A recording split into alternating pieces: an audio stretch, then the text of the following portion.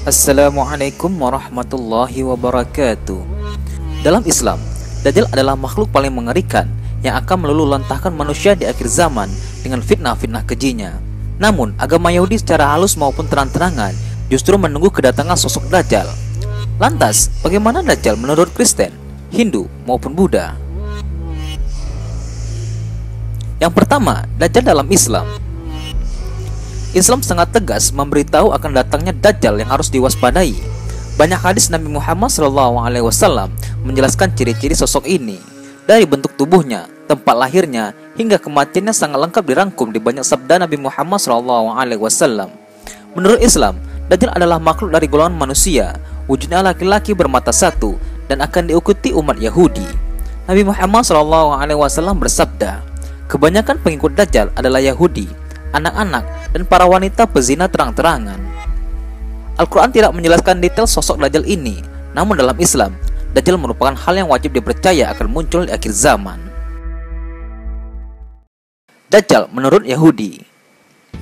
Berbeda dengan Islam yang menjadikan kemunculan Dajjal sebagai tanda akhir zaman, bagi Yahudi, kemunculan Al-Masih Dajjal diyakini sebagai hari kemenangan dan kejayaan mereka.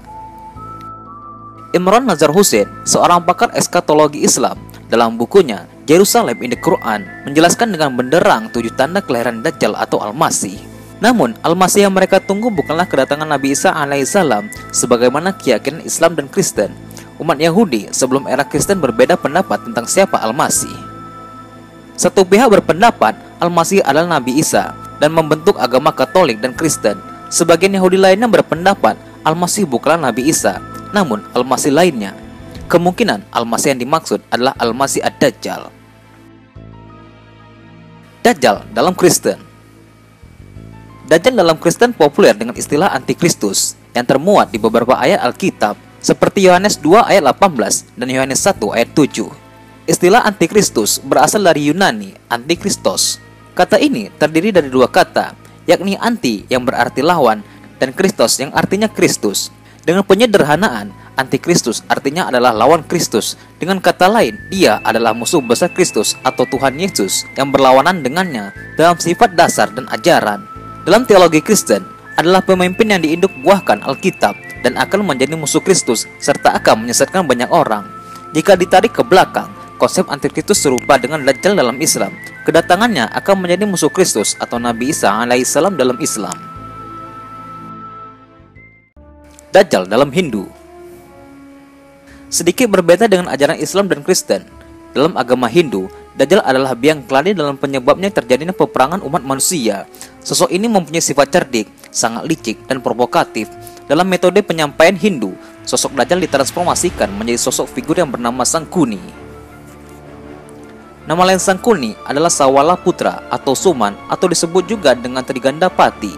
Menurut Mahabharata, Sangkuni merupakan personifikasi dari 2 para yoga, yaitu masa kekacauan di bumi, pendahuluan masa kegelapan atau Mali Yoga.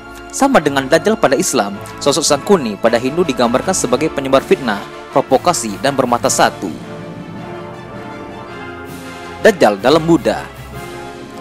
Dajjal menurut Buddha berbeda pula dengan Hindu, Kristen, Yahudi maupun Islam. Ideologi Buddha memaknai sosok jahat Dajjal bukan tentang siapa, melainkan setiap individu manusia itu sendiri. Sehingga dalam ajarannya, seorang Buddha harus meninggalkan sifat-sifat kejahatan nafsunya. Nafsu jahat yang ada di setiap manusia inilah yang diidentikan dengan sosok Dajjal. Nafsu yang dimaksudkan bukanlah nafsu manusiawi seperti nafsu seksual, nafsu makan, atau nafsu tidur. Namun, nafsu di sini adalah nafsu amarah yang mendorong manusia pada kejahatan, kebencian, kebohongan, keserakaan, permusuhan, dendam, dan peperangan. Dengan kata lain, siapapun setiap manusia yang mengikuti hawa nafsu kejahatannya, dia adalah Dajjal dalam agama Buddha.